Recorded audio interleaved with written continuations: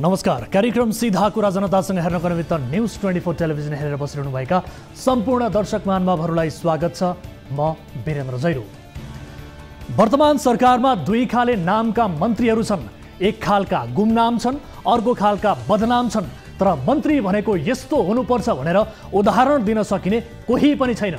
अर्थमन्त्री जनार्दन शर्मा, शिक्षा मन्त्री देवेन्द्र पौडेल, परराष्ट्र मन्त्री नारायण खड्का, यातायात मन्त्री रेणु यादव आदिको नाम वा फोटो अगाडि आउँदा जनताले कस्तो फिल गर्छन्? यी नामहरू सुन्दा तपाईँ दर्शक महानुभावको मनमा जस्तो भाव आउँछ बुझ्नुपर्छ। उहाँहरूले आर्जन गरेको छवि त्यही हो, त्यति नै हो। मन्त्री चिनिने भनेको उसका राम्रो कामले वा उसको लम्पट स्वभावले हो।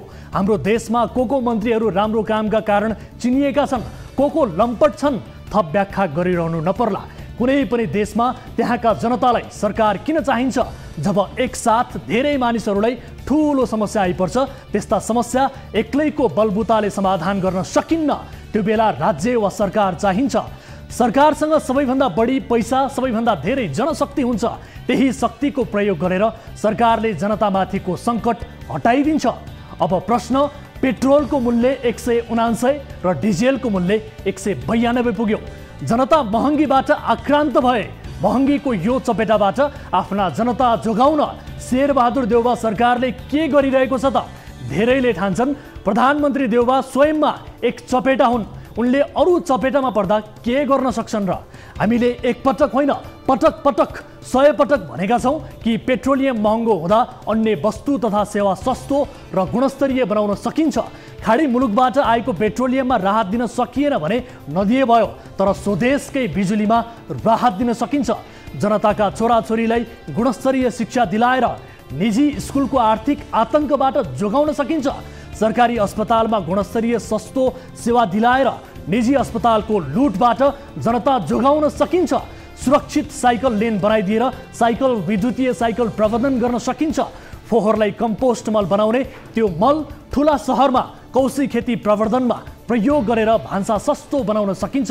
यी सबै काम सम्भव छ, तर जनताको समस्या नदेख्ने, चित्कार पनि नसुन्ने, सभ्य भाषा नबोल्ने सरकार हुँदासम्म यी सबै असम्भव छन्। सडकमा टायर बाल्दा बाल्दै, प्रहरीलाई ढुङ्गा हान्दा हान्दै, कथित युद्ध गर्दा गर्दै स्थापित भएको एउटा यस्तो वर्ग अहिले शासन सत्तामा छ जसलाई पेट्रोलको लिटरको 500 पुगे पनि फरक पर्दैन। खाद्यान्न, कोठा भाडा, बस भाडा जतिसुकै पुगोस्, यो नव धनाढ्य वर्गलाई केही फरक पर्दैन। यिनको छत्रछायामा 4-5 वर्ष सुब्बाको जागिर खाएकाहरूले त 40 करोड कमाउँछन् भने यिनले कति थुपारेका होलान्? यसकारण शासनमा त्यस्तो वर्ग पुगेको छ जसलाई महँगीले छुँदैन। दण्डहीनता, कुशासन, अराजकता, भ्रष्टाचार यिनीहरूका प्रतिबिम्बहरू हुन्। जे समस्या जनताले भोग्छन् ती समस्याले यिनीहरूतिर नजर उठाएर हेर्न पनि सक्दैनन्। समस्या उनीहरू कराउँछन्। शासकहरूले भनिदिन्छन् लोकतन्त्रमा कराउन पाइन्छ, लोकतन्त्रको लाभ कराएर उठाऊ, गणतन्त्रको उपहार भनेको यही नै हो, यही उपयोग गर, कराएरै बस। देशले अहिले जस्तो दुर्गति भोगिरहेको छ नि, कदाचित यो सरकार नै नभइदिएको भए पनि योभन्दा खराब स्थिति चाहिँ हुने थिएन। सरकार हुनु र नहुनु बीच कुनै भिन्नता देखिएन। प्रधानमन्त्री शेरबहादुर देउवा नै किन, अरू भएको भए के फरक हुन्थ्यो यो पनि बुझ्न सकिएन। मन्त्रीमण्डलको अहिलेको डफ्फा नहुँदो त के हुन्थ्यो? यो डफ्फा हुँदैन थियो भने पनि जनताको केही जाँदैन थियो। उसो भए यस्ता सेता हात्तीहरू हामीले पाल्नु परेको चाहिँ किन? पटक पटक मन्त्री भएकाहरूसँग आफू मन्त्री हुँदा गरेका राम्रो काम भनेर देखाउन लायक एउटा उदाहरण छैन। 5 पटक प्रधानमन्त्री भएका शेरबहादुर देउवाले देखाउने भनेको महाकाली सन्धि मात्रै हो। यो दुनियाँमा जो आए ढिलो चाँडो ती सबै मरेर गए। अजर अमर अविनाशी हाम्रा प्रधानमन्त्री पनि छैनन्। कम्तीमा लोकतान्त्रिक व्यवस्था मन पराउने हाम्रा प्रधानमन्त्रीलाई भविष्यका पुस्ताले स्मरण गर्दा केही राम्रो काम गर्ने नेपालका प्रधानमन्त्रीका रूपमा सम्झुन् भन्ने मात्रै हो। सूर्यबहादुर थापा पटक पटक प्रधानमन्त्री भए, तर उनी दिवंगत हुँदा उनलाई सम्झिने माध्यम उनकै फोटो मात्रै बन्यो, कुनै लायकको काम बन्न सकेन। बस यस्तो दुःखद नियति अहिलेकाले भोग्न नपरोस् भन्दै सुरु गरौँ जनताको चासो गुनासो र प्रश्न सहितको विशेष कार्यक्रम सीधा कुरा जनतासँग।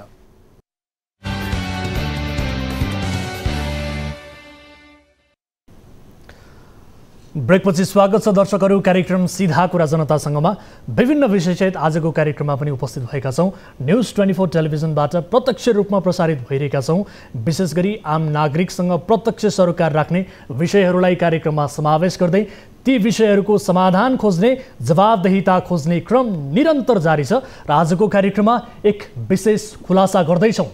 सिभिल होम्स ग्रुपका अध्यक्ष इच्छाराज तामाङलाई धरौटीमा रिहा गर्न जिल्ला अदालत काठमाडौँका न्यायाधीश र एक अधिवक्ता बीच करोडौँको डिल भएको गोप्य अडियो रेकर्ड सहितको विशेष एक्सक्लुसिभ रिपोर्ट आजको कार्यक्रममा हामी प्रस्तुत गर्दैछौँ। विशेष गरी न्याय सम्पादन गर्ने निकायमा बसेर न्यायमाथिको किनबेच र खेलवाड कसरी हुँदो रहेछ त यो अडियो रेकर्डले प्रमाणित गरिदिनेछ र यो डिल गर्नेहरूको अडियो र अनुहार आजको कार्यक्रममा हामी देखाउनेछौँ। र यस्तै कैलालीको एक विद्यालयले विद्यार्थीहरूलाई कक्षा 11 को नक्कली मार्कसिट थमाइदिएपछि अहिले ती विद्यार्थीहरूको भविष्य अन्योलमा परेको छ। विद्यार्थीहरू कक्षा 12 को मार्कसिट निकाल्न धनगढी स्थित राष्ट्रिय परीक्षा बोर्डको कार्यालय पुगे, तर बोर्डले नक्कली मार्कसिट भएको बताएपछि उनीहरूको भर्ना नै भएको स्थिति छैन। यो गम्भीर विषयको खुलासा पनि आजको कार्यक्रममा गर्नेछौँ। र यस्तै वैदेशिक रोजगारीका क्रममा विदेशमा बेचिएका नेपाली चेलीहरूको कथा पनि हामी प्रस्तुत गर्नेछौँ।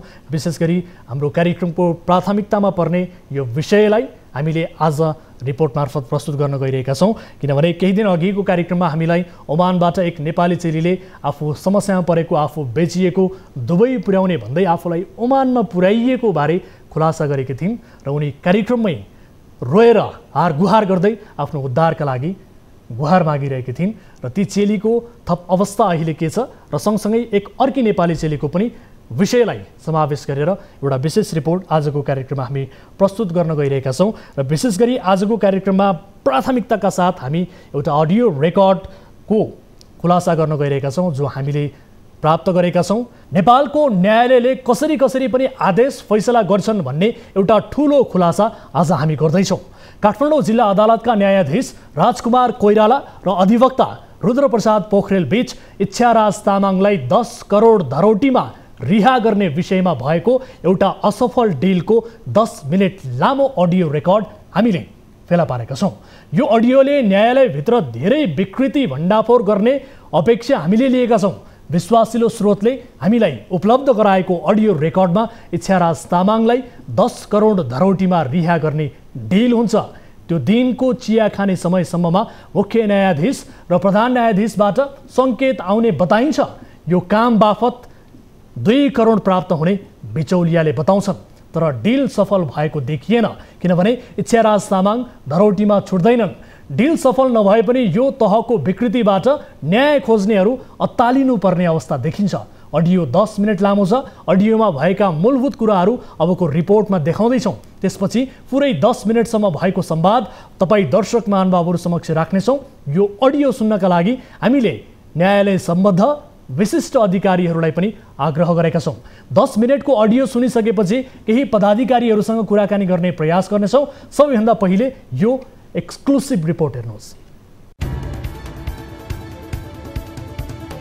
सिभिल सहकारीको रकम हिनामिना प्रकरणका मुख्य आरोपी इच्छाराज तामाङलाई धरौटीमा रिहा गर्न भएको असफल डिलको अडियो रेकर्ड कार्यक्रम सीधा कुरा जनतासँगको हात परेको छ।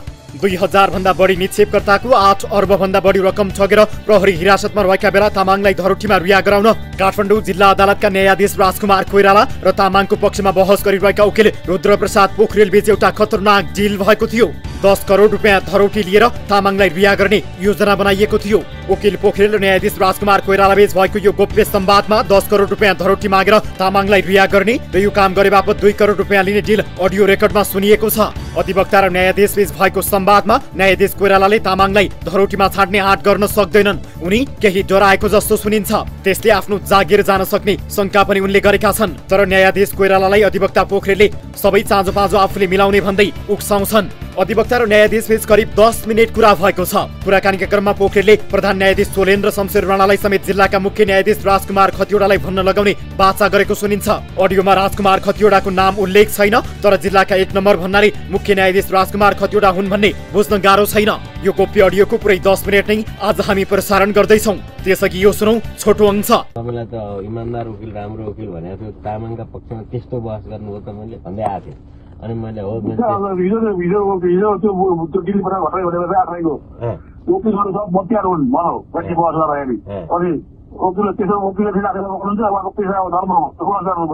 यो डिल भएर पनि न्यायाधीश राजकुमार कोइरालाले तामाङलाई 10 करोड धरोटी मागेर रिहा गर्दैनन्। तामाङ र केशवलाल श्रेष्ठलाई पूर्वपक्षका लागि थुनामा राख्ने आदेश 2078 पुस 14 गते दिन्छन्। एकातिर 10 करोड धरोटीको कुरा, अर्कोतिर आरोपीलाई पूर्वपक्षमा पठाएपछि न्यायाधीश र अधिवक्ता बीच भएको डिल असफल भएको पुष्टि हुन्छ। यो डिल किन असफल भयो भन्ने स्पष्ट भइसकेको छैन। इच्छाराज तामाङलाई ठगी र संगठित अपराध कसुरमा केन्द्रीय अनुसन्धान ब्युरो सीआईबीले 78 असोज 18 गते पक्राउ गरेको थियो। अहिले तामाङ र उनका सहयोगी अर्थात् सिभिल सहकारीका वर्तमान अध्यक्ष केशवलाल श्रेष्ठ दिल्ली बजार जेलमा छन्। उनीहरू विरुद्ध काठमाडौँ जिल्ला अदालत र उच्च अदालत पाटनमा मुद्दा चलिरहेको छ। प्रहरीका अनुसार यो नेपालको सबैभन्दा ठूलो ठगी प्रकरण हो। संगठित अपराध र ठगी मुद्दामा जिल्ला अदालत काठमाडौँले झण्डै 3 साता लामो थुनछेक बहसपछि उनीहरूलाई जेल चलानको आदेश दिएको थियो। तामाङले निक्षेपकर्ताहरूलाई आकर्षक ब्याजको प्रलोभनमा पारेर सहकारीमा पैसा जम्मा गर्न लगाई सहकारीको नियम विपरीत कर्जा आफ्नै कम्पनीको नाममा प्रवाह गरेका थिए। ती कम्पनीबाट भएको आम्दानी लुकाएर सहकारीको कर्जा नतिरेपछि संस्था समस्यामा परेको थियो। पीडित बचतकर्ताहरूले आफ्नो बचतको रकम यस सहकारीबाट करिब 3 वर्षदेखि पाएका छैनन्। पैसा छैन, अब सबै यहीँ राखेको छु, दिँदैन। कति पैसा राख्नु? 1 करोड 15 लाख छ। 1 करोड 15 हजुर सबै। अब कोही अहिले पनि बाउन्स भएको 3 लाखको चेक छ, त्यो पनि दिँदैन। अब त्यो कोभिड बेला 6 महिना नागिसक्यो, 3 बाउन्स गरेको, त्यो पनि इलिगल भयो भने भन्छन्। अब के गर्ने हो थाहा छैन, त्यति कानुनहरू। अब हामी टिचर्स भएर जिन्दगी बिताएको। नदिए पनि त म त मरिहाल्छु।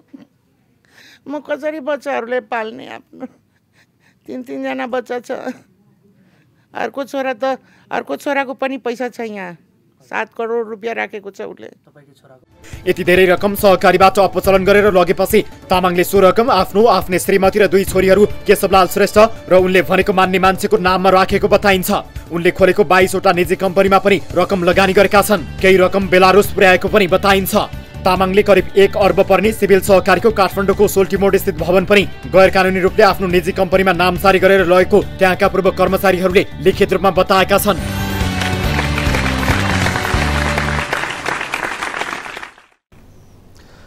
दर्शकहरू, न्यायालय जस्तो पवित्र क्षेत्रमा बसेर न्यायलाई किनबेच गर्न पैसाको डिल गर्ने अधिवक्ता रुद्रप्रसाद पोखरेल र जिल्ला न्यायाधीश राजकुमार कोइराला बीच भएको पुरै 10 मिनेटको कुराकानी अब हामी प्रस्तुत गर्न गइरहेका छौँ। यो अडियो रेकर्ड सुन्नुहोस्।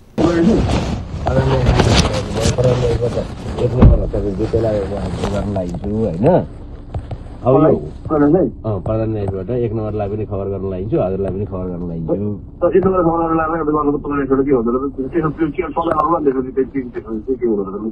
होइन उहाँहरूले गर्दैन गर्ने हो नि त, म बेकारमा वचन हेरेर खेल्न किन जानु त भन्नु न। म गर्दै गर्दिनँ।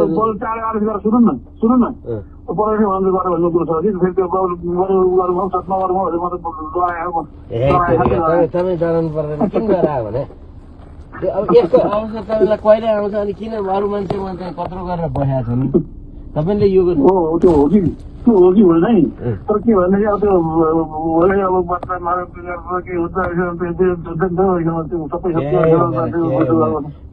तपाईँले यो छोड्नु हो भने चाहिँ तपाईँको चाहिँ सबै तपाईँले उ गरेको हुन्छ। हेर्नुहोस् ती मान्छे सबै तामाङको पनि त्यो सबै साम्राज्य सकिन्छ, डिपोजिट गर्दा पनि सबै सकिन्छन्। अनि तपाईँको चाहिँ त्यो यो मुद्दा लगेर अभियोग पत्र लगेर हेर्दा कुन चाहिँ माइकेलालले चाहिँ पैसा खाएर चाहिँ यति गरौँ भनेर भन्ने खालको छ। अभियोग पत्रै त्यस्तो बनाएर ल्याएको छ। जस्तै त्यो सहकारी ऐन बमोजिमको कसुर गरेर सबै स्थापित गरेर ल्याएको थियो भनेहरूलाई अलिक अप्ठ्यारो हुन्थ्यो, किनभने त्यहाँ ऐनका सबै कुराहरू छँदै थिए के थिए त्यो एउटा कुरा हुन्थ्यो। होइन लु ऐन बमोजिम जान्छ भने ठगी त केही गरे ठहरिँदै नठहरिने कुरामा मान्छेलाई थन्नुहुन्छ त हजुर। यसै तपाईँले चाहिँ तपाईँ हजुरले यसै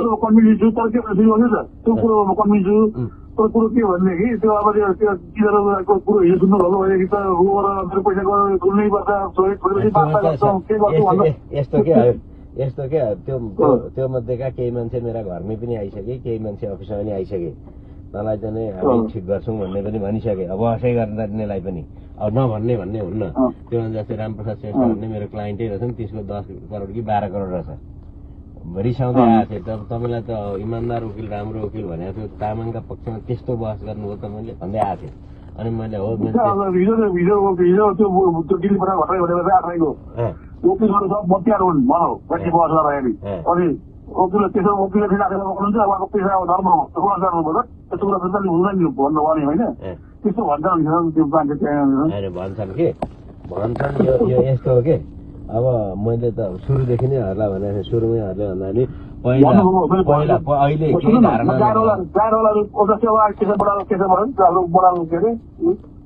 रमेश बडाल अहिले बस गर्न आउने फेरि त्यो सिलिन्डरले ल्याएका छन् फेरि अहिले पनि फेरि कतिको बस गर्नलाई ठिक छ त्यो त बस गर्न पाइयो नि त हजुर बस गर्छ आज दिनभरि आदेश लेख्न लागिहाल्छ आज दिनभरि आदेश लेखेर होइन आदेश पैसा हुँदैन त्यो होले गरेर फेरि कुरा गरेर भन्नु त के गर्नु सुन्नु न केही हुँदैन केही हुन्न माथि म गराउँछु माथि मेलबाट तपाईँलाई सङ्केत आएन भने नगर्छु है माथिबाट म गराउँछु अनि त्यो लिने कुरो पनि म लिन्छु लिने कुरो पनि म लिन्छु अलि राम्रै ढङ्गले लिउँ अब यो अवसर सधैँ आउँदैन हेर्छु है यो आउँदैन फेरि ठाउँ भएको ठाउँ छ हेर्नुहोस् ठाउँ छ ठाउँ नभएको भएहरूले चाहिँ के भने तैँले भन्नुहुन्थ्यो मैले चाहिँ अब सुरुदेखि नै हरूले त बरु अलिअलि मानसिकता बनाएको मैले बरु भन्छ म बनाउँछु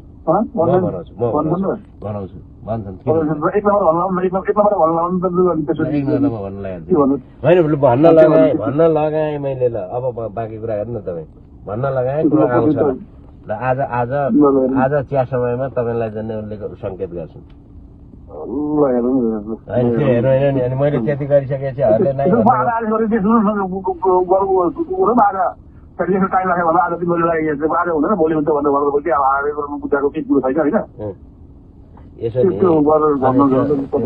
सामान पनि ल्यायो भन्नु पर्यो गर्नु पर्यो अनि त्यतिकै तिनीहरूलाई फोकट्या त किन गर्नु फेरि अनि त्यो त समय नै छैन नि त समय नै छैन होइन समय नै छैन हार्न किन उ गरिस्या भने सबै कुरा गरिसकिसकेपछि यस्तो बेलामा गर्नुहुन्न सबै म गरिहाल्छु बाहिर माथिको नै म भनाउँछु सामान पनि म लिन्छु त्योभन्दा बाहिर अन्त कहीँ एक्सपोज हुँदैन केही हुँदैन डाइरेक्ट डिल गर्छु मैले यिनीहरूका सबै च्यानल सबै हावा खाए कमीसँग खासमा दरिद्रसँगले यिनीहरू जानै सकेनन् कति भन्छिन्छ एउटा रिजनेबल गर्नु न गएर गर्नु नि 10 करोडको हाराहारी माग्नु नि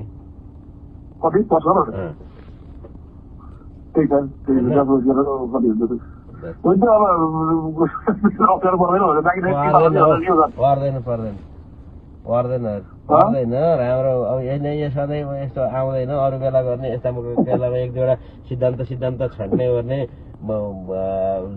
जाहेर गर्दा हित भन्ने पासपोर्ट रोक्ने कुनै के गर्ने एक दुईवटा आइडिया निकालौँ नहरू होइन त्यो गरौँ अनि त्यहाँबाट अनि यता झ्याब्राकै 2 जति लिउँ न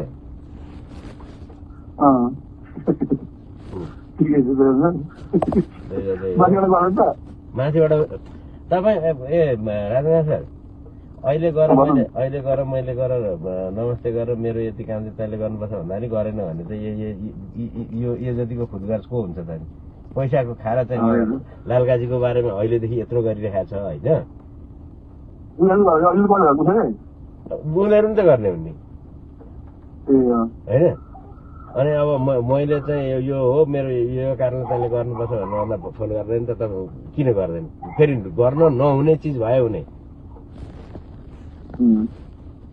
यो त लिगल्ली तपाईँ कन्भिन्सै भएको खालि के मिडियाले के लेख्ला कि कसले के गर्ला कि भन्ने कुरा मिडियाले के लाग्यो त्यो दुरुस नतिरले दुरुस जारा दुरुस गर्लान् कि केही गर्दैन त्यो केही गर्दैन नारा जुलुस केही गर्दैनन् माथि जान्छ माथिबाट ऊ पनि भएर आउँछ तपाईँको आदेश सदर भएर ल्याउने सम्मको जिम्मा मेरो हो तपाईँ किन आँट्या म त होइन पहिला बास सकिँदैन कि भन्ने थियो मुद्दा सबै हेरिसकिसकेपछि यो त तपाईँले छोड्नु भएन माथिबाट छोड्छ बेकारमा अर्काका छोराछोरी उ गरेको किन गर्नुहुन्छ तपाईँले है आफ्नै गरौँ न त्यही हो कि ठिकै छ ठिकै छ त्यो हो कि अब त्यही बाँकीलाई भन्छ त बाँकीलाई भन्छ एक नम्बरमा गर भन्दा एक नम्बरमा छुट्टीको भन्दा यहाँ भएर कुनै छ ठिक छ म भन्न लाउँछु यहाँ सुन्छ माथिबाट भन्न लाउँछु पैसा म बेलुका समातिसक्छु त्यही त ठिकै छ त त्यो भन्दा त किन हेरेर हिँड्छ माथिबाट भन्नु गर्दाखेरि 10 करोड भन्दा घरहरू त 50 करोडै भन्नुपर्छ हौ बर्रा खाऊ नि त्यो 50 करोड माग्दा त्यो यसै छुन्ने हो यिनीहरूलाई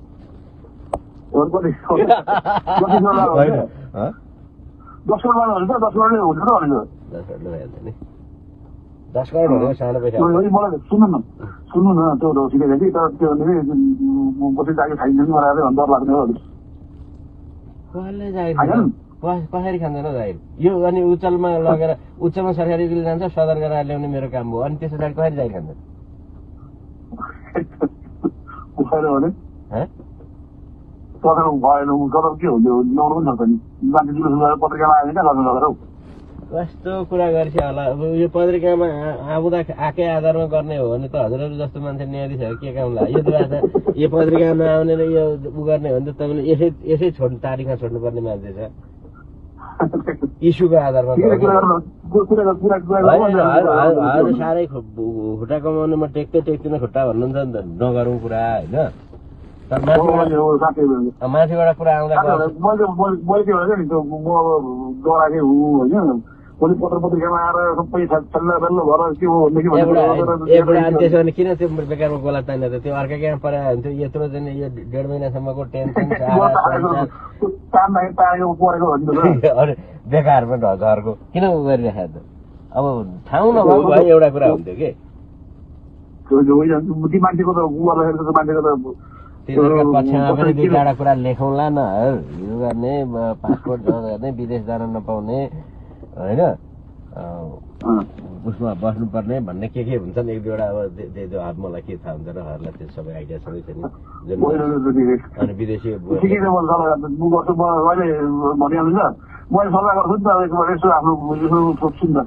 अनि हुन्छ अनि के गरौँ त प्रधानमन्त्रीसँग टाइम लिउँ भनौँ म त अहिले 70% हुन्छ 1 नम्बरलाई बोलाएर भनिदिन्छ ल 1 नम्बरलाई त्यही भन्ने होइन त राजलाई बोलाएर उसलाई राजलाई बोलाएर भन्नु ल राजुले तपाईँलाई भन्छ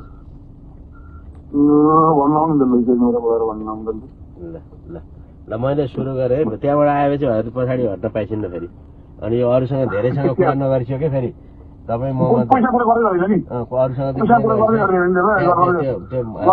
अमिकासँग भयो भने त यो त फेरि कहाँ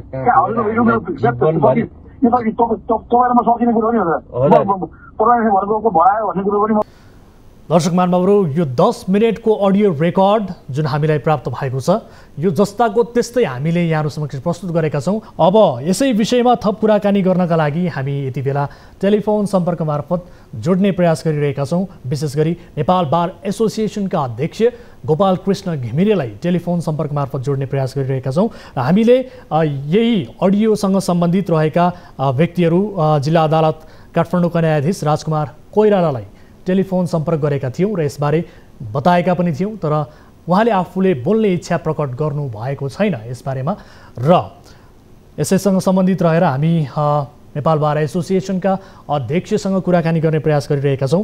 यो अडियो रेकर्डले स्पष्ट रूपमा भनिरहेको छ कि यहाँ 10 करोडको डिल 10 करोड धरोटीका लागि रिहा गर्नका लागि धरोटीमा रिहा गर्नका लागि 10 करोड र सँगसँगै यो सेटिङ मिलाए बापत 2 करोड रुपैयाँ आफूहरूका लागि मिलेर खानका लागि भन्ने किसिमको डिल भएको छ र यस विषयमा थप कुराकानी गर्नका लागि यति बेला टेलिफोन सम्पर्कमा जोडिनु भएको छ नेपाल बार एसोसिएसनका अध्यक्ष गोपाल कृष्ण घिमिरे।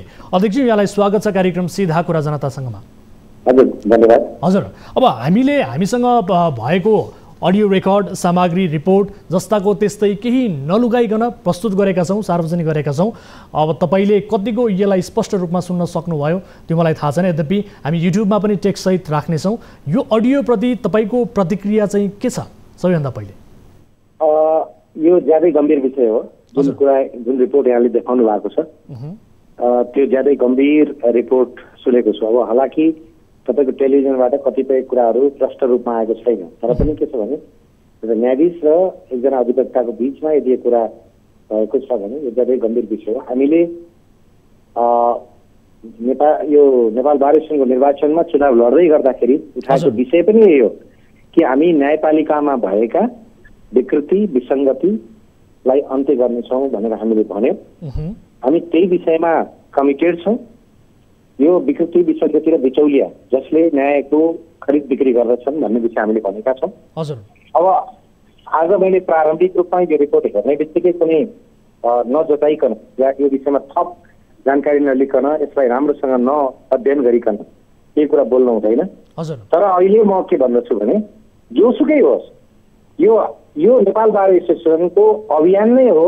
वर्तमान बार एसोसिएसन यही अभियानको तहत जन्मेको छ र वर्तमान बार एसोसिएसनले यो यस्ता क्रियाकलाप न्यायपालिकामा भएका जुन खालको न्यायको केन्द्रित हुने विषयवस्तु छन् त्यसलाई चाहिँ गम्भीरतापूर्वक लिने र यसलाई चाहिँ निर्मूल गर्ने क्रममा कदम खाएको छ। हामी क्रममा लाग्छौँ। पर्टिकुलरली यो विषय तपाईँहरूको अध्ययन अनुसन्धानको विषय बन्छ कि बन्दैन? तपाईँहरूले छानबिन समिति गठन गरेर तत्काल यस उप आफ्नो अनुसन्धान अघि बढाउन सक्नुहुन्छ कि सक्नुहुन्न त?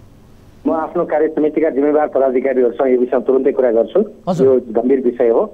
अब एक्लै अध्यक्षले कुनै कुरा बोल्नु हुँदैन, तर यो विषयलाई हामी गम्भीरतापूर्वक लिनेछौँ र यसलाई छानबिनको विषय बनाउनेछौँ। हजुर, अब विशेष गरी केही महिना अघि वरिष्ठ अधिवक्ता शम्भु थापाले भन्नुभएको थियो पैसा नहुनेले यो देशमा न्याय पाउँदैन भन्ने किसिमको उहाँले अभिव्यक्ति दिनुभएको थियो। अब यो संवाद सुन्दा त न्याय क्षेत्र यति बेला ठुलो दलदलमा फसेको जस्तो अनुभूति हामीलाई पनि भयो। यस्तै हो अध्यक्षज्यू? आज मैले नेपालगञ्जमा यही कुरा बोलेको छु। हजुर, आदरणीय पत्रकार साथीहरू मार्फत म फेरि पुनः यो आफ्नो कमिटमेन्ट दोहोऱ्याउन चाहन्छु। आज बिहान मैले नेपालगञ्जमा जे बोले, हामी शून्य सहनशीलता, भ्रष्टाचारको शून्य सहनशीलतामा छौँ। सम्भवतः यस्ता रिपोर्टहरूले हामीलाई थप काम गर्नमा थप एउटा एक किसिमको चाहिँ बाध्यता भन्नुहोस् न, नेपाली जनताको धरोहरको रूपमा रहेको न्यायपालिकालाई चोखो बनाउने दिशामा हामी काम गर्नेछौँ। तपाईँ मार्फत म यति मात्रै अहिले भन्न सक्छु कि वास्तवमा यो विषयमा चाहिँ हामी गम्भीरतापूर्वक लिएर हाम्रो कार्य समितिमा कुरा गरेर हामी यस विषयलाई चाहिँ छानबिन गर्नेछौँ। अब तपाईँले भने जस्तै जनताको एउटा विश्वास छ र जनताको अन्तिम विश्वास भनेको न्यायालयमै हुन्छ। तर यो जुन किसिमको एउटा संवाद भएको छ, अडियोमा जुन कुराहरू सुनिएको छ, यसले त आम जनतामा, आम सर्वसाधारणमा जो न्याय पाइन्छ कि भनेर न्यायालयको ढोकालाई चाहिँ ढकढकाउने जो सर्वसाधारण छन् ती सर्वसाधारणमा त एउटा निराशा उत्पन्न हुने जस्तो देखियो नि, होइन? कुनै एउटा घटनालाई लिएर समग्र न्यायपालिकालाई आरोपित गर्नु न्याय हुन्छ जस्तो लाग्दैन। यो न्यायपालिकामाथि हेर्नु हामीले ज्यादै संवेदनशील भएर काम गर्नुपर्दछ। तर मलाई के लाग्दछ भने कुनै पनि घटना यदि भ्रष्टाचारसँग जोडिन्छ, अनियमिततासँग जोडिन्छ, विसङ्गतिसँग जोडिन्छ भने त्यो विषयलाई हामीले चाहिँ छानबिनको दायरामा ल्याउनु पर्दछ। मैले अहिले तपाईँलाई यहाँभन्दा बढी भन्न मिल्ने अवस्था छैन, तर नेपाली जनता, आम नेपाली नागरिकहरू जो अहिले मलाई सुनिरहनु भएको छ, तपाईँलाई सुनिरहनु भएको छ, म उहाँहरूलाई एउटा अमुक घटनालाई लिएर सिङ्गो न्यायपालिकामाथि यो प्रश्न चिन्ह खडा नगर्नुहोस्। एउटा घटनालाई लिएर सिङ्गो न्यायपालिका नै गलत छ भन्ने तर्फ नलाग्नुहोस् भन्ने कुरा विनम्रतापूर्वक आग्रह गर्दछु तपाईँ मार्फत। र नेपाल बार एसोसिएसनले यो विषयलाई गम्भीरतापूर्वक लिएको छ र यो विषय चाहिँ छानबिनको दायरामा आउनेछ भन्ने कुरा म तपाईँहरूले तत्काल, अब तपाईँसँगको यो कुराकानीबाट तपाईँले तत्काल छानबिन समिति गठन गर्नुहुनेछ र यसलाई आफ्नो कार्य समितिमा एउटा बहसको विषय बनाउनु हुनेछ, अनुसन्धान गर्नुहुनेछ भन्ने विषयमा हामी अपेक्षा गर्न चाहन्छौँ। आशा पलाएको छ र यो विषयलाई गम्भीरताका साथ फलोअप गर्नेछौँ। यो कुराकानीका लागि र यो प्रतिबद्धताका लागि धेरै धेरै धन्यवाद दिन चाहन्छु अध्यक्षज्यू। धन्यवाद। हस्, दर्शक महानुभावहरू, यो अत्यन्त गम्भीर विषय हो र यद्यपि यस विषयमा छानबिन समिति गठन गर्ने र अनुसन्धान गर्ने प्रतिबद्धता हामीले पाएका छौँ नेपाल बार एसोसिएसनको तर्फबाट। र यसै विषयमा थप कुराकानी गर्नका लागि हामीसँग जोडिनु भएको छ पूर्व कानुन मन्त्री शेरबहादुर तामाङ। उहाँसँग हामी कुराकानी गर्छौँ। उसो त हामीले वर्तमान कानुन मन्त्रीसँग पनि कुराकानी गर्ने प्रयास गरेका हौँ, तर उहाँले कन्फ्लिक्ट अफ इन्ट्रेस्टका कारण यस विषयमा बोल्न नमिल्ने भनेर प्रतिक्रिया दिनुभएको छ। र यति बेला पूर्व कानुन मन्त्री शेरबहादुर तामाङ हाम्रो टेलिफोन सम्पर्कमा हुनुहुन्छ। तामाङ सर, यहाँलाई स्वागत छ कार्यक्रममा। हजुर नमस्कार। हजुर, अब हामीले यो अडियोको विषयमा यहाँलाई पनि सुन्नका लागि आग्रह गरेका थियौँ। सबैभन्दा पहिले त यो अडियो सुनिसके पछाडि तपाईँको प्रतिक्रिया के छ, यहीँबाट सुरु गरे। सबभन्दा पहिलो कुरा त तपाईँहरूले जुन अडियो बाहिर ल्याउनु भएको छ, अब यो नै सबैभन्दा ठुलो कुरा हो। हजुर। र म त 74 सालमा कानुन मन्त्री नियुक्ति भएपछि मैले न्याय क्षेत्रको, यो त सानो डिल भयो, यति धेरै ठुलो डिल होइन, यो सामान्य डिल हो। हजुर। र योभन्दा ठुल्ठुलो डिल हुन्छ भन्ने कुरा सेन्स गरेरै मैले भने हो सबै न्यायाधीशहरूको सम्पत्ति विवरण छानबिन गरौँ र सबैको छानबिन गरौँ, सबैको पब्लिक पद होल्ड गर्नेहरूको सबैको सम्पत्ति विवरण सार्वजनिक गरौँ, अनि त्यसमा केही कैफियत देख्यो भने छानबिन गरौँ। हजुर। र म त यो पक्षमा निरन्तर उभिएको। त्यति बेला अब एक्लो बृहस्पति भयो कि के मै दोषी जस्तो भयो होला। तर आज तपाईँहरूले जसरी बाहिर ल्याउनु भएको छ, तपाईँहरूलाई धन्यवाद छ। के हो, सत्य तथ्य प्रमाणित भयो, सत्य तथ्य खोजेर अब यी सम्बन्धित व्यक्तिहरू त यदि प्रमाणित भयो कारबाहीमा हामी परिहाल्छ। अब यस्तो सिधा सिधी अब स्वरमा डिल भएको देखिन्छ होइन। त्यसैले न्याय क्षेत्र चाहिँ हामीले भित्र अब हामीले सोचेको भन्दा धेरै अलग खालको छ है। न्याय चाहिँ मान्छेले पाइरहेको छैन, न्याय त नकिनिकन पाउने स्थिति नै छैन। त्यस्तै स्थिति छ। त्यसैले त्यति बेला अलि बढी अब यो गोला प्रथामा चाहिँ गर्दाखेरि कमसेकम को न्यायाधीशलाई केस पर्छ भन्ने कुराको आइडेन्टिफाई भयो भने अलि सुध्रिन्छ कि भनेर त्यतिखेर आवाज उठाएको हो। र अहिले अलिकति त्यो गोला प्रथा चाहिँ गर्न थालेको छ। तर गोला प्रथामा पनि तपाईँको चाहिँ कैफियत त देखिहाल्यो। अहिले चाहिँ यदि यो कुरो सत्य हो भने गोला प्रथामा पनि त अब त्यो त कैफियत रहेछ भन्ने कुरो त देखियो। हजुर। अब वर्तमान कानुन मन्त्री जो गोविन्द कोइराला हुनुहुन्छ, उहाँले यस विषयमा बोल्न मान्नु भएन, हामीले आग्रह गरेका थियौँ होइन। तर अब यस्तो विषयमा सरकारले के गर्छ, सरकारको भूमिका के हुन्छ, यस्ता विषयहरू बाहिरिएसँगै सरकारले आफ्नो एक्सन चाहिँ कसरी लिन्छ, तपाईँको अनुभवले के भन्छ सर? अब यो त आचार संहिताहरू प्रष्ट छँदैछ, किनभने न्याय सञ्चालन सम्बन्धी आचार संहिता छ, कानुन छ होइन। अब तपाईँको चाहिँ अधिवक्ताज्यूहरूको पनि आचार संहिता छ, बार एसोसिएसनको अध्यक्षज्यूले अघि भर्खर बोल्नु भएको छ कि त्यो आचार संहिताभित्र बस्नै पर्दछ। किनभने अब त बारको सदस्य हो नि अधिवक्ताहरू, अधिवक्ता स्वयं तपाईँको चाहिँ बिचौलिएको काम गरिरहेको छ। अब सबैले गर्यो म भन्दिनँ, तर केही न केही मान्छे चाहिँ यसमा लागेकै छन् होइन। अब यो मात्र केस होइन, अरू केसमा पनि लागेको देखिन्छ। त्यसो भएको कारणले यस्तो कुरा त मान्छे व्यक्तिलाई अब कारबाही गर्दा अरू चाहिँ अलि अरू ठिक ठाउँमा बसोस् भन्नको लागि कारबाही त गरिन्छ होला। तर तपाईँको चाहिँ यसलाई गर्नको लागि चाहिँ हामीले कानुनै बनाएर मान्छे बेइमान होलान्, खराब होलान्, भ्रष्टाचार गर्लान्। त्यसैले त हामीले अदालत कानुन सबै बनाएको हो। अनि सम्बन्धित ठाउँमा जहाँ चाहिँ तपाईँको चाहिँ न्याय पाउनको लागि, न्यायको लागि जहाँ लागिन्छ त्यही ठाउँमै न्याय किनबेच भयो भने त त्यो त तपाईँको चाहिँ मान्छेले कसरी न्याय पाउँछ।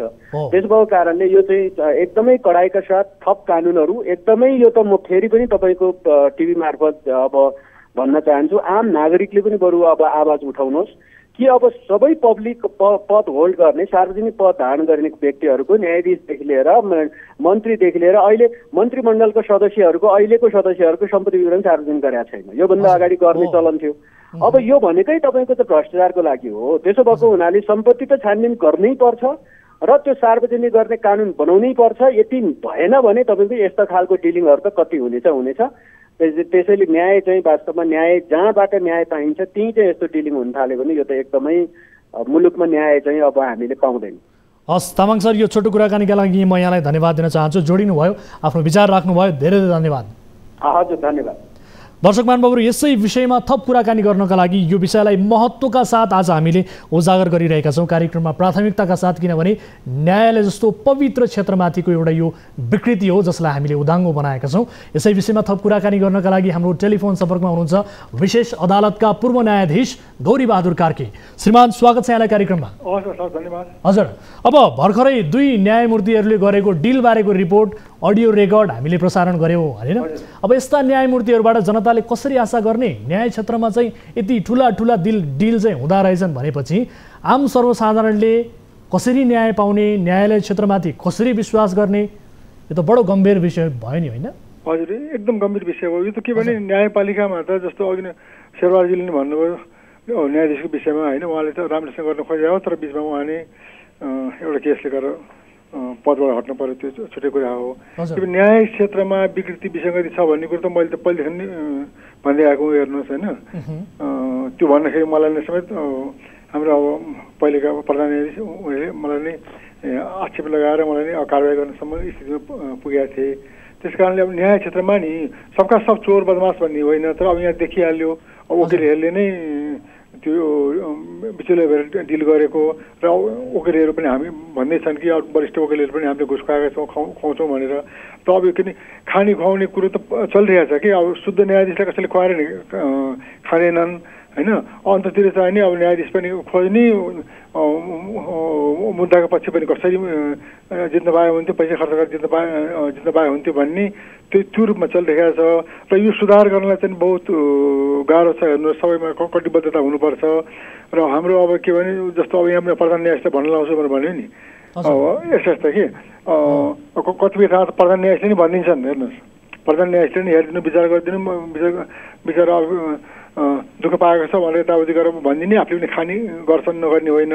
र यो चाहिँ अब धेरै अगाडिका प्रधान न्यायाधीशहरू लगायतको अब यो नाम लिँदाखेरि चाहिँ राम्रो नहोला है। प्रधान न्यायाधीशले नि केहीले चाहिँ खाएर गर्दै आएका हुन्। र अहिलेको स्थितिमा चाहिँ नि अब आम जनताको कुनै अदालतमा जानुहोस् कहीँ विश्वासै छैन, जनताले चाहिँ न्याय पाउँछु भन्ने कुरो छैन। र हाम्रो अब समाज यस्तो भइसकेको छ कि घुस नखुवाइकन न्याय पाइन्न भन्नेमा चाहिँ मुद्दाको पक्षहरूमा त्यो भइरहेको छ। त्यस उसले चाहिँ नि अनि वकिलहरू पनि लाग्ने, बिचौलिया लाग्ने सब भइरहेको छ। अब यसलाई सुधार गर्नलाई चाहिँ नि एउटा कडा कदम चाहिँ चाल्नुपर्छ। श्रीमान, यहाँले भने जस्तै पछिल्लो समय त के भयो भने न्यायाधीशहरू घुसिया भए र वकिलहरू चाहिँ बिचौलियाको काम गरिरहेका छन् भन्ने किसिमको एउटा यो मानसिकता पनि आम नागरिकमा छापिसकेको छ है। हजुर, अब यस्तो केसमा चाहिँ न्याय परिषद कसरी अगाडि बढ्नुपर्छ? न्याय परिषदले चाल्ने कदम के हुन्छ? भूमिका कस्तो हुनुपर्छ त? होइन, न्याय परिषद भनौँ न अहिलेसम्मको स्थितिमा न्याय परिषद नै यो बेमानीलाई समर्थन गर्ने, भ्रष्ट न्यायाधीशहरूलाई समर्थन गर्ने, भ्रष्ट न्यायाधीशहरूसँग ती भित्रकाले पैसा खाने घुस खाने आदि काम न्याय परिषदले नै गरे के बुझ्नु होइन। न्याय परिषदभित्र गरे हुनाले आज यो स्थिति आयो। जम्मै नियुक्ति गर्ने, न्यायाधीशको नियुक्ति गर्ने कुरामा वकिलमाथि कारवाही नगर्ने, जुन बार काउन्सिल छ बार काउन्सिलले वकिलहरूलाई कारवाही नगर्ने, यो स्थितिले गर्दा यो भएको। अब शुद्ध भनेको कुरो नि एकजना शुद्ध भएर एकतिर मात्रै शुद्ध भएर हुँदैन। अब न्याय परिषद पनि शुद्ध हुनु पर्यो, त्यहाँका सदस्यहरू कानुन मन्त्री जस्तो प्रधानमन्त्रीको प्रतिनिधि बारको प्रतिनिधि सबै शुद्ध हुनु पर्यो। र यसबाट बार काउन्सिल भयो, वकिललाई कारवाही गर्ने बार काउन्सिल सबै शुद्ध भएर कटिबद्ध भएर गरे पनि हुन्छ। होइन भनेदेखि चाहिँ के भने अब यहाँ त पार्टीगत रूपमा चाहिँ जहाँ पनि अब त्यो पार्टीले हात हाल्ने, पार्टीको कार्यान्वयन गर्न कारवाही गर्न सक्ने यो स्थिति छ। यो स्थितिमा सुधार हुनलाई चाहिँ सबैमा शुद्धता आउनुपर्छ र कटिबद्धता र अनि कानुन बमोजिम काम गर्न कसैले चाहिँ बाधा विरोध गर्न नसक्ने र कसैले चाहिँ बाधा विरोध गर्यो भनेदेखि चाहिँ फलानले यस्तो गर्यो भनेर चाहिँ बाहिर चाहिँ प्रचार गर्ने र प्रचार गरेपछि त्यो मान्छेलाई पनि आचार संहिता लगाएर कारवाही गर्ने स्थिति भयो भने के होला, नत्र के होला भन्ने लाग्दैन। हजुर, अब विशेष गरी अब यस्तो किसिमका विकृतिहरू बढ्नुमा कहीँ कतै यो न्यायाधीशहरूको छानबिन प्रक्रियामै खोड छ कि तपाईँलाई के लाग्छ? किनभने दलहरूले चाहिँ छान्छन् र संसदीय प्रक्रियाबाट उनीहरू छनौट हुन्छन् दलहरूको सिफारिसका आधारमा भनेपछि प्रक्रियामै खोड छ भने कि हजुर कुनै न्यायाधीशलाई कारवाही गर्न भनेदेखि होइन एउटै उसमा के कारवाही गर्ने भनेर चाहिँ त्यहाँ विभिन्न सदस्य विभिन्न पक्षका हुन्छन्, विभिन्न पार्टीको रूपमा चाहिँ समर्थन भइरहेको हुन्छ, कतिपय ठाउँ काम गरिदिएको हुन्छ। त्यस कारणले कारवाही गर्दैनन् न्यायाधीशहरूलाई नै त्यहाँ कारवाही गर्न चाहिँ गाह्रो छ। यो पार्टीगत रूपमा भएर होइन। अर्को अब उता बार काउन्सिलमा पनि सबै अब वकिल एउटा पसेको हुन्छ, बार काउन्सिलमा पनि अनि अब धेरै चलायो भने आफैलाई नै यिनीहरूले चाहिँ बदनाम गर्छन् भनेर चाहिँ चलाउँदैनन् कि त्यो स्थिति छ। त्यस कारणले चाहिँ भने नि एकजना शुद्ध भएर हुँदैन, सबै त्यो निकायका सबै अङ्गका प्रतिनिधि सबै शुद्ध हुनुपर्छ र उनीहरूले चाहिँ निष्पक्ष भएर कारवाही गर्यो भने के होला, होइन भने अहिलेको स्थितिमा चाहिँ हेर्नुहोस् अदालत भन्ने बित्तिकै जनमानसमा चाहिँ त्यो घुसको थलो हो, भ्रष्टको थलो हो भन्ने एउटा जनआस्था नै हराइसकेको छ कि त्यो जनआस्था ल्याउनलाई चाहिँ त अब सबै कटिबद्ध भएर लाग्यो भने होला, नत्र हुन सक्ने के साथ छैन। हस्, यो कुराकानीका लागि म यहाँलाई धेरै धेरै धन्यवाद दिन चाहन्छु श्रीमान। हस् हस्, धेरै धन्यवाद है। हस्, दर्शक महानुभावहरू, यस विषयलाई हामीले प्राथमिकताका साथ प्रस्तुत गऱ्यौँ किनभने न्यायालय भनेको यस्तो पवित्र धाम हो जुन नागरिकको आस्थाले सजिएको हुन्छ र नागरिकको अन्तिम भरोसा त्यही ठोकिन्छ। न्यायमूर्ति अर्थात् कानुन व्यवसायी भनेको ती धामका पुजारी जस्तै हुन्, उनीहरू अधिकारी हुन्। तर नेपालको सन्दर्भमा पछिल्ला केही घटनाक्रमले चाहिँ पुष्टि गरे अनुसार न्यायालयमा विकृति बढ्दो छ। वकिललाई बिचौलिया र न्यायाधीशलाई घोषिया भन्ने आरोप छताचुल्ल भइरहेका बेला फेरि अर्को काण्ड बाहिरिएको छ। यो हामीले सार्वजनिक गरेका छौँ। यसप्रति सरकारवाला निकायको यो राज्यको गम्भीर रूपमा ध्यानाकर्षण होस् र न्यायालयप्रतिको आम नागरिकको आशा जोगाउनका लागि आफ्नो भूमिका निर्वाह गरियोस्, यही चाहन्छौँ। यो विषयलाई गम्भीरताका साथ हामी फलोअप गर्नेछौँ भन्दै यो रिपोर्ट यहाँहरू समक्ष प्रस्तुत गर्नेछौँ। कैलालीमा एउटा शुक्रमावि नामक शैक्षिक संस्था छ। यो विद्यालयका प्राचार्यको शैली निकै अनौठो छ। उनी आफ्ना विद्यार्थीहरूलाई आफू खुसी नम्बर दिन्छन्, फेल भएकाहरूलाई पनि पास भएको नम्बर दिन्छन्। विद्यालयको रेकर्डमा त विद्यार्थी पास भएका हुन्छन्, तर राष्ट्रिय परीक्षा बोर्डमा अङ्क फरक पर्छ। पास भए भनेर विद्यार्थीहरू स्नातक तहमा भर्ना हुने तर्खरमा हुन्छन्, तर मार्कसिट आउँछ फेल भएको। शुक्रमाविका प्राचार्य खड्क ऐरको शैली आखिर किन यस्तो त? कैलालीबाट टिभी जर्नलिस्ट अर्जुन बोहराले पठाएको यो रिपोर्ट हेर्नुहोस्। कैलालीको चुरे गाउँपालिका वडा नम्बर 5 खानी डाँडा स्थित शुक्र माध्यमिक विद्यालयका प्रधानाध्यापक विद्यार्थीहरूलाई नक्कली मार्कसिट दिएको विवादमा मुछिएका छन्। प्रधानाध्यापक खड्ग ऐरले यसबीच दुई विद्यार्थीलाई नक्कली मार्कसिट दिए। दुवै मार्कसिटमा विद्यार्थीहरू उत्तीर्ण भएको जनाउ थियो, तर माथिल्लो तह भर्ना हुने क्रममा ती दुवै विद्यार्थी रोकिए किनभने उनीहरूको मार्कसिटमा मात्रै उत्तीर्ण भएको उल्लेख थियो। खासमा उनीहरू अनुत्तीर्ण थिए। अनुत्तीर्णलाई पनि उत्तीर्ण भनेर मार्कसिट दिने विद्यालयका कारण विद्यार्थीहरू मर्कामा परेका छन्। शुक्रमाविका कक्षा 11 का छात्र सुधीर ग्यावालीले 2076 मा कक्षा 11 को रजिस्ट्रेसन फर्म भरे पनि त्यस वर्ष उनले परीक्षा दिन पाएनन्। 2076 मा परीक्षा छुटेको भन्दै उनले पुनः 2077 मा आवेदन दिएका थिए। 2076 मा परीक्षा छुटेका कारण पनि उनी नियमित तर्फको सूचीमा पर्दैनन्। तर प्रधानाध्यापकले ग्यावालीलाई नियमित तर्फको विद्यार्थी सूचीमा उनको नाम समावेश गरी उक्त फर्म राष्ट्रिय परीक्षा बोर्डमा पठाइदिए। सोही अनुसार उनले 2077 मा पनि परीक्षा दिएका थिए, तर 2077 मा भरेको परीक्षा फर्म राष्ट्रिय परीक्षा बोर्डमा दर्ता नै भएको छैन। 2076 मा फर्म दर्ता भएको छ, तर उनले परीक्षा दिन नपाएका कारण राष्ट्रिय परीक्षा बोर्डको तथ्याङ्कमा अनुपस्थित देखाइएको छ। तर अचम्म राष्ट्रिय परीक्षा बोर्डको तथ्याङ्कमा अनुपस्थित रहेका ग्यावालीको हातमा कक्षा 11 को मार्कसिट छ, जुन नक्कली भएको पुष्टि भएको छ। नक्कली मार्कसिट भन्ने कसरी पत्ता लाग्यो? ग्यावालीलाई आफ्नो हातमा रहेको मार्कसिट नक्कली भएको तब मात्र थाहा भयो जब उनी स्नातक तहमा भर्ना हुन कक्षा 12 को मार्कसिट निकाल्न धनगढी स्थित राष्ट्रिय परीक्षा बोर्डको कार्यालय पुगे। बोर्डले कक्षा 11 मै अनुत्तीर्ण भएको जानकारी दियो। यो सँगै ग्यावालीको हातमा भएको मार्कसिटमा मनलाग्ने नम्बर विद्यालयले दिएको पुष्टि भयो।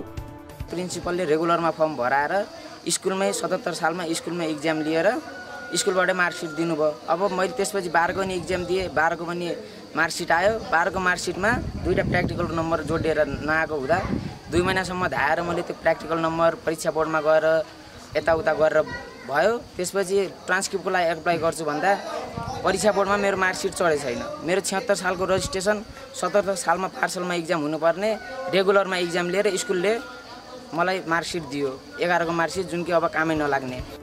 2076 मा कक्षा 11 को परीक्षा दिएका विशाल परियार 3 विषयमा अनुत्तीर्ण भएका थिए। तर विद्यालयका प्रधानाध्यापक खड्ग ऐरले एक विषयमा मात्रै अनुत्तीर्ण भएको भन्दै एउटा विषयको पूरक परीक्षा दिन लगाएका थिए। विद्यालयले दिएको र बोर्डले दिएको मार्कसिटको अङ्क फरक देखाएपछि प्रधानाध्यापक ऐरले बोर्डको मार्कसिटमा रातो कलमले केरकार गरिदिए।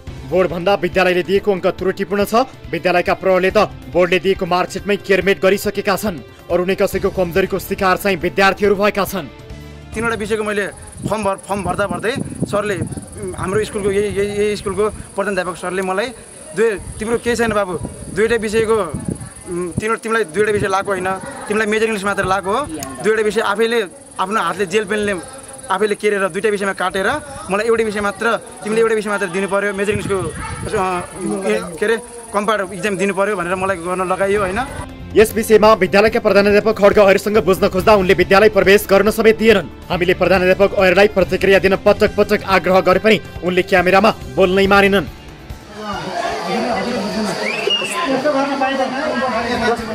यता राष्ट्रिय परीक्षा बोर्ड धनगढीले भने ग्यावालीलाई दिएको कक्षा 11 को मार्कसिट विद्यालयले दिन नमिल्ने जनाएको छ। 2077 देखि विद्यालयले उक्त अधिकार प्रत्यायोजन गरेको भए पनि त्यसअघि भने परीक्षा बोर्डले नै दिने गरेको परीक्षा बोर्डका सूचना अधिकारी दशरथ भट्टले बताएका छन्। उनले यसबारे उजुरी आए तत्काल छानबिन गरिने दाबी गरेका छन्। त्यो 76 को रेजिस्ट्रेसन भएको विद्यार्थीको मार्कसिट त विद्यालयले दिने होइन, त्यो हामीले यतैबाट दिन्छौँ। हामी कहाँ चाहिँ त्यो जानकारीमा चाहिँ यहाँ चाहिँ आएको छैन, त्यस्तो चाहिँ त्यो छ भन्ने कुनै उजुरी आएको छैन। अब त्यो सम्बन्धी उजुरी आएमा, त्यो प्रमाणसहित उजुरी आएमा त्यसपछिको चाहिँ हामीले बुझ्नुपर्ने कुरा के भएको रहेछ कसो रहेछ भन्ने कुरो त्यो प्रोसेसमा चाहिँ हामी जान्छौँ। विद्यालय प्रशासनले बारम्बार गरेको लापरवाहीको परिणाम अहिले विद्यार्थीहरूले भोग्दै आएका छन्। दर्शकहरू, यस विषयमा थप कुराकानी गर्नका लागि हामीले शुक्र माध्यमिक विद्यालयका प्रधानाध्यापक खड्ग ऐरलाई टेलिफोन सम्पर्क मार्फत ल्याउने प्रयास गरेका हौँ, तर उहाँले फोन उठाउनु भएन र फोन घरिघरि स्विच अफ राख्नुभयो। तर हामीले यति बेला सम्पर्कमा ल्याएका छौँ शुक्र माध्यमिक विद्यालय व्यवस्थापन समितिका अध्यक्ष बालकृष्ण सापकोटालाई। यो विषय के हो त उहाँसँग हामी बुझ्नेछौँ। अध्यक्ष, यहाँलाई स्वागत छ कार्यक्रम सीधा कुरा जनतासँगमा। हजुर नमस्कार, धन्यवाद। हजुर, अब यो तपाईँको विद्यालयमा 2 जना विद्यार्थीहरू अहिले जो खुलेर आएका छन्, जसको मार्कसिट नक्कली दिइयो, कक्षा 11 मा मन लाग्दी नम्बर दिइयो भन्ने विषय छ। यो विषय के हो तपाईँको विद्यालयको विषय, यसबारे बताउनुहोस् त। सर, यहाँलाई यो जिज्ञासाको लागि धन्यवाद छ। यो 2076 सालमा पहिलो पटक यो विद्यालय +2 को प्रोसेसमा गइसकेपछि यो विद्यालय को पहिलो चाहिँ हजुरको +2 को इक्जाम यस विद्यालयमा सेन्टर नभइसकेपछि अतरिया स्थित दुर्गालक्ष्मी क्याम्पसमा तोकिएको थियो र ती विद्यार्थी मैले बुझ्न खोजेँ, यो विषयमा धेरैचोटि बुझ्न खोजेँ यो विषय के हो कसरी चाहिँ तपाईँहरूले गर्नुभयो। म भर्खर तपाईँ एक वर्ष 3 महिना मात्रै भयो मैले विवेचना सम्हालेको, त्यो पनि कोरोनाको परिस्थितिले मैले आफ्ना धेरै क्रियाकलापहरूका कार्यक्रमहरू गर्न सकिनँ। तथापि यो विद्यालयमा भएका विगतका राम्रा या नराम्रा गुण या अवगुणहरू के छन् ती विषयमा मैले केलाउने प्रयास गरेँ र पछिल्लो पटक जो यो समस्या आइपर्यो त्यतिखेरको परिस्थितिमा +2 को फर्स्ट ब्याच त्यो पनि अन्तरपालिकामा गएर परीक्षा दिनुपर्ने अवस्था र केही विद्यार्थीहरूले चाहिँ त्यहाँ चाहिँ मनमानी ढङ्गले या चाहिँ उहाँले नटेरिकन परीक्षा दिन मान्नु भएन भन्ने विद्यालय प्रशासनको त्यो खालको प्रतिक्रिया मैले पाएपछि कसरी चाहिँ कमजोरी बन्न पुग्यो भन्दाखेरि अलिकति विद्यार्थी भाइ बहिनीहरूको पनि त्यसमा चाहिँ आफ्नो सहयोगिता दिन नसक्नु र उहाँहरूले पनि त्यो कक्षा 11 को परीक्षामा अर्को त्यहाँ रेगुलर उहाँहरूले परीक्षा नदिइसकेपछि +2 को फेरि 12 कक्षामा भर्ना गरेर निरन्तर यहाँ पढाइ सञ्चालन गरिसकेपछि कोरोनाको परिस्थितिले राज्यले जुन परीक्षा बोर्डले जुन चाहिँ तरिकाले चाहिँ परीक्षा दिलाउनु पर्थ्यो लिनु पर्थ्यो विद्यार्थीहरूले त्यो खालको परिस्थिति नभएपछि स्कुलले नै आफ्नो आन्तरिक मूल्याङ्कनको आधारमा आफ्ना विद्यार्थीहरूलाई कक्षा पास गर्नुपर्ने अवस्था थियो मैले त्यो बुझे अनुसार। र तपाईहरुले यसरी यो बाध्यात्मक परिस्थितिमा गरेको हो भने पनि यसलाई त मान्यता दिएन त। अब राष्ट्रिय परीक्षा बोर्डले त यो मार्कसिट नक्कली हो मनलाग्दी नम्बर दियो भनेर स्नातक तहमा ती विद्यार्थीहरूको भर्ना त भएन नि, उनीहरूको भविष्य त अन्यल भयो नि सर। अब के गर्ने? यहाँले उठाएको के कता कता क्वेसनहरू चाहिँ यो पहिला पनि अन्यलमा थियो, यो के भएको भन्ने कुरा उहाँ जो अहिले पढाउनुहुन्छ त्यतिखेरको अवस्था निपढाउनुहुन्थ्यो, त्यतिखेरको अवस्थाको परले चाहिँ सरुवा भएर अध्ययन गरिसक्नु भएको थियो। विद्यालयले पनि फर्स्ट +2 को पहिलो कक्षा सञ्चालन गरिरहेको अवस्थामा केही कमजोरी उहाँहरूले गर्नुभएको जस्तो मैले पनि अनुभूत गरेको छु र यो कमजोरी भयो भन्ने कुरालाई ठ्याक्कै के हो? अब तपाईँ विद्यालय व्यवस्थापन समितिको अध्यक्ष हो, जसले यो कमजोरी गरेको त्यो मान्छे जवाब दिन चाहँदैन। तपाईँ त अब व्यवस्थापन समितिको अध्यक्ष हो, ठ्याक्कै पत्ता लगाउनु पर्यो नि त कमजोरी के भएको रहेछ। अनि कमजोरी भएको भने त कारबाहीको दायरामा ल्याउनु पर्यो नि सर। विद्यार्थीको भविष्य अन्यल बनाउन पाइन्छ भने राष्ट्रिय स्तरको मिडियामा जसरी यो कुरा उठेको छ एकदम यो विद्यालय प्रशासनको परज्यूले अहिले पनि तपाईँहरूले सोधेको क्वेसनको उत्तर नदिनु एउटा दुःखदायी कुरा छ। उहाँले यो अहिले गैर जिम्मेवारीपन देखाउनु हाम्रो टिभी जर्नलिस्ट प्रत्यक्ष रूपमा भेट्न जाँदाखेरि उहाँले आफ्नो स्कुलभित्र प्रवेश गर्न समेत रोक लगाउनु भएको छ र हाम्रो क्यामेरा अगाडि बोल्न मान्नु भएको छैन। तपाईँहरूको स्कुलमा प्रवेश गर्न नहुने हो सर मिडियाले? कस्तो स्कुलको वातावरण कस्तो बनाउँदै हुनुहुन्छ तपाईँहरू? बस्न पाइन्छ, विद्यालयको प्रस्टेसनको यो प्रोफाइललाई प्रस्टेसन गर्नको लागि सबैले सहयोग गर्नुपर्छ भन्ने म एकदम निरन्तर यही विषयमा सबैसँग लागि परेको पनि छु सर। र अर्को कुरा के हो भने कसैले यदि आफ्नो प्रशासनिक शक्तिको दुरुपयोग गरेर विद्यालयमा स्वतन्त्र पत्रकारितालाई या चाहिँ उहाँहरूलाई पनि स्वतन्त्र पत्रकारको नाममा कसैले त्यहाँ दमन गर्न आउँछ भने ती विषयहरू चाहिँ सबैका समीक्षाका विषय हुन्छन् र उहाँले पनि प्रशासनिक रूपमा सम्हाल्दै गरेर उहाँका कमजोरी पनि हुनु भएन र प्रशासन के अरे पत्रकारिता गर्ने साथीहरूले पनि यदि उहाँलाई चाहिँ कुनै खालको अब अपमान हुने शैलीमा क्वेसन गर्नुभएको छ त्यस्तो भनेपछि त्यो पनि समीक्षाको विषय भयो। ठिक छ, अब तपाईँ अध्यक्ष हुनुहुन्छ, विद्यालय व्यवस्थापन समितिको अध्यक्ष हुनुहुन्छ, तपाईँले यो विषयलाई कसरी निचोडमा पुर्याउनुहुन्छ तपाईँको जवाबदेही त हामी चाहन्छौँ र त्यस पछाडि हामी यो विषयलाई गम्भीरताका साथ फलोअप गर्नेछौँ। अब तपाईँले ठ्याक्कै के गर्नुहुन्छ भनिदिनुहोस् त यो विषयलाई लिएर? एकदम मैले यो विषयलाई एकदम राष्ट्रिय मिडियामा आइसकेपछि र त्योभन्दा अगाडि पनि मैले एकदम यो विषयमा परामर्श गरेको छु र यो कहाँबाट कसरी गल्ती कमजोरी भयो, कसको यसमा कमजोरी छ भन्ने विषयमा मैले विद्यालयमा पनि पटक पटक मिटिङ राख्दाखेरि हाम्रो विभिन्न परिस्थितिले अहिले पनि त्यो विषयमा समीक्षा खासै गरी राम्ररी हुन सकेन। तथापि तर पनि मैले परज्यूलाई यो कसरी कमजोरी हुन भन्दाखेरि उहाँहरूले परीक्षा दिन रेगुलर परीक्षा दिन मान्नु भएन, अलि मनमानी गर्नुभयो र हामीले पनि उहाँहरूको ठिक छ 12 पास भइसकेपछि 11 को पनि रेगुलर दिन मिल्छ भन्ने खालको हामीलाई पनि त्यो खालको बुझाइ भएन।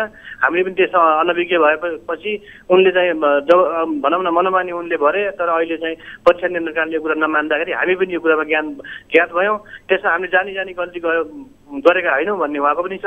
तर यो दुःखदायी कुरा छ कसको के कमजोरीका कारणले चाहिँ यो ती विद्यार्थीहरूले चाहिँ आफ्नो निरन्तर पढाइलाई अगाडि बढाउन पाएनन्, कसको कमजोरी रह्यो भन्ने विषयमा म तुरुन्तै यो विद्यालय प्रशासनलाई मिटिङ बोलाएर यो व्यवस्थापन लगायतका यस क्षेत्रका अगुवा आम अभिभावकलाई बोलाएर म यस विषयमा निर्गोल निकाल्ने प्रयास गर्नेछु सर। हस्, कहिले गर्नुहुन्छ ठ्याक्कै भनिदिनुहोस् त, मिति पनि भनिदिनुहोस् न, त्यस पछाडि हामी फलो तुरुन्तै म यो विषय उठिसकेपछि म भोलि नै विद्यालयमा आफै गएर विद्यालयको प्रशासनसँग तुरुन्त कि ढिलो नगरिकन भोलि नभए पनि पर्सिसम्म चाहिँ या त यो हप्ताभित्रै यो विषयका सम्बन्धमा आधिकारिकता के हो म छुरे गाउँपालिकाका प्रशासकीय अधिकारी के अरे शिक्षा शाखाका प्रमुखज्यूलाई पनि बोलाएर र यस विषयमा जानकार प्रशासनिक व्यक्तिहरूलाई पनि बोलाएर यो खास के हो यो विषयमा आधिकारिकता र न्यायोचित कुरा के हो भन्ने कुरामा म यसमा सबैलाई भनौँ यो विषयको छलफल गराउन तयार छु सर।